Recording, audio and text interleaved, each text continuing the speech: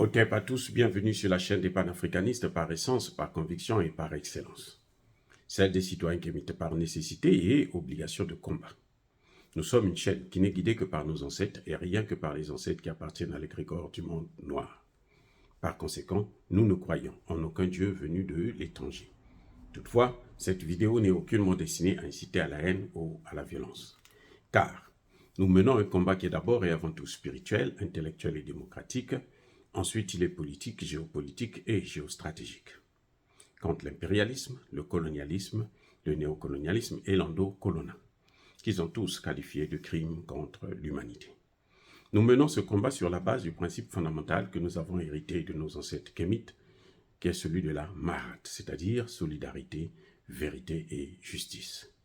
Vous êtes donc en droit de connaître la vérité et nous avons l'obligation de vous dire la vérité, rien que la vérité, afin que justice soit rendue au continent africain. Et ça, c'est notre modeste contribution dans cette noble lutte en faveur de la souveraineté, la dignité, la solidarité et l'unité africaine. C'est exactement ça que nous appelons le panafricanisme. Bien-aimés frères et sœurs, Emmanuel Macron, en reconnaissant sa débâcle au Niger, a déclaré qu'après lui, ça va être la catastrophe. Qu'au Niger, il y a eu plus de morts en 2 mois que tout le temps, en 18 mois, où Barkhane était là. Et que le Mali, tous les jours, les gens meurent. Le Burkina Faso est aussi soumis à d'intenses difficultés sécuritaires. Ça, c'est Emmanuel Macron qui parle. Mais Emmanuel Macron le dit pourquoi? Parce que Emmanuel Macron a lâché tous ses sbires dans le Sahel. Sachant qu'il ne pourra plus opérer dans le Sahel, il ne pourra plus assurer leur protection. Donc, il leur a donné les moyens nécessaires afin de se défendre. C'est le sauve qui peut, en fait, en réalité. Ce n'est pas que... excusez-moi. Ce n'est pas que ils ont le dessus, ils sont trop forts. Non. C'est le sauve qui peut. Ils ne peuvent plus s'organiser comme avant. Donc, chacun doit se débrouiller à survivre. Et ils doivent avoir un territoire à eux. Parce que je vous ai déjà dit que les terroristes étaient regroupés dans la zone des 3 frontières. Parce qu'à partir des 3 frontières, vous avez 3 pays qui sont déstabilisés immédiatement. Le Mali, le Burkina Faso et le Niger. Lorsque le Mali a dégagé l'armée française, ils sont venus au Burkina Faso, ils ont été dégagés, ils sont allés donc au Niger et la partie des 3 frontières qui est dans le territoire nigérien, c'est cette partie-là où ils avaient fait leur quartier général. Mais depuis que le Niger s'est libéré de Bazoum et a décidé de chasser la France, alors ils ont demandé donc à ces gens-là de tous se mettre au travail au même moment dans les 3 pays pour essayer de voir où est-ce qu'ils peuvent trouver une place pour se caser où les Français pourront les aider. Ça n'a pas été, c'est très difficile pour eux parce que le Niger a interdit à l'armée française le survol de son territoire. Même à pied, même sur terre. Oui. Donc, les camions français, les camions militaires français, leurs blindés et autres, sont bloqués, ne peuvent pas sortir.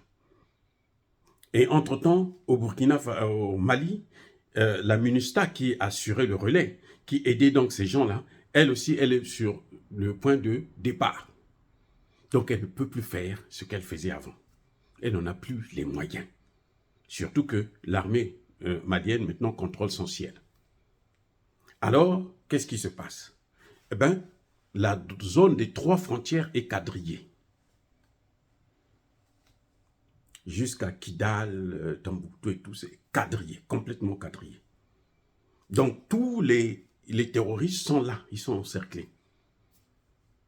Maintenant, ce que les Maliens, les Burkinabés et les Nigériens ont fait, les pays de l'AES ont fait, c'est qu'ils ont encerclé et ils frappent pratiquement au même moment. C'est ce qu'ils ont fait le mardi 26 septembre 2023. Tous les trois pays, les trois armées sont rentrées. On peut dire l'armée de l'Alliance des États du Sahel, donc est rentrée, a frappé fort. Et vous savez quoi? Le bilan. Ce qu'on ne vous dira pas sur RFI et France 24. Plus de 300 morts. Plus de 300 terroristes ont été neutralisés en une seule journée. Donc, à cette allure, les terroristes vont fuir, vont disparaître d'ici quelques mois. Ce qui fait que la France, maintenant, cherche à déstabiliser comment vous appelez ça, le Burkina Faso.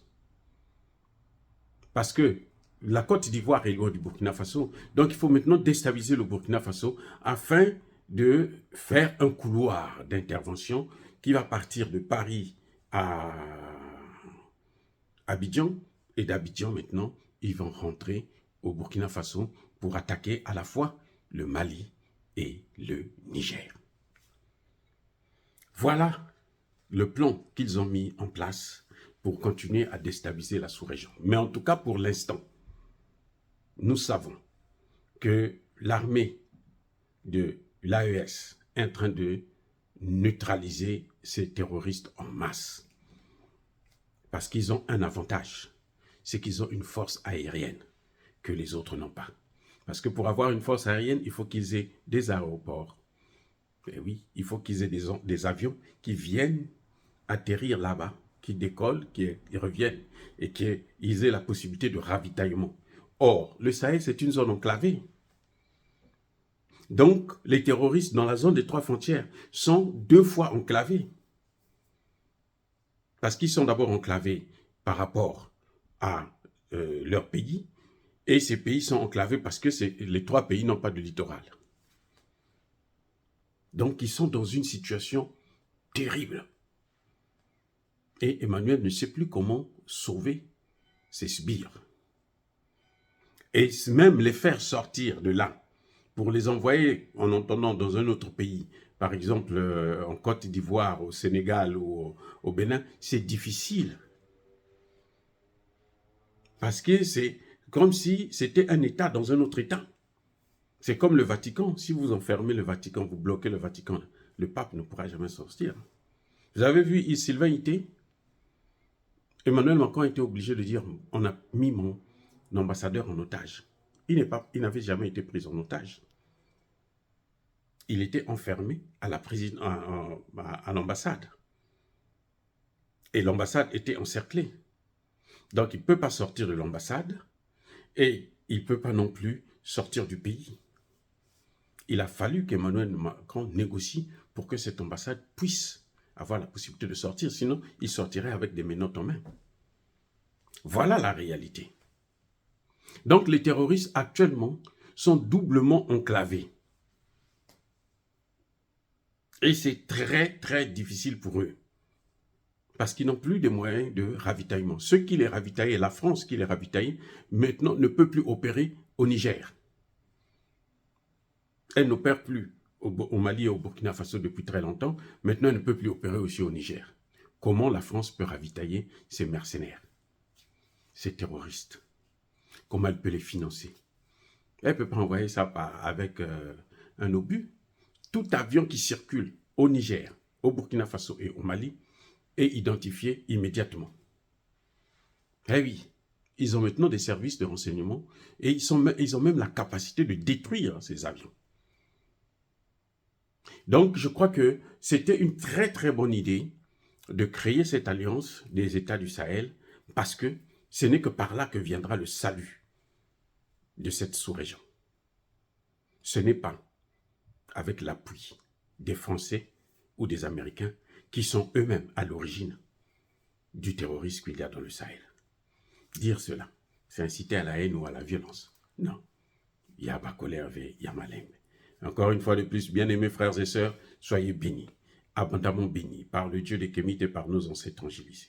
Mais que tous ceux qui persécutent le continent africain le pillent et le déstabilisent, qu'ils soient noirs, blanc, chinois, arabe, indien ou qui qu'il soit maudit, puni, foudroyé, neutralisé, écrasé, effacé par ce Dieu des Kémites et par nos ancêtres angélisés. Vive l'Afrique éternelle, j'ai dit et j'assume.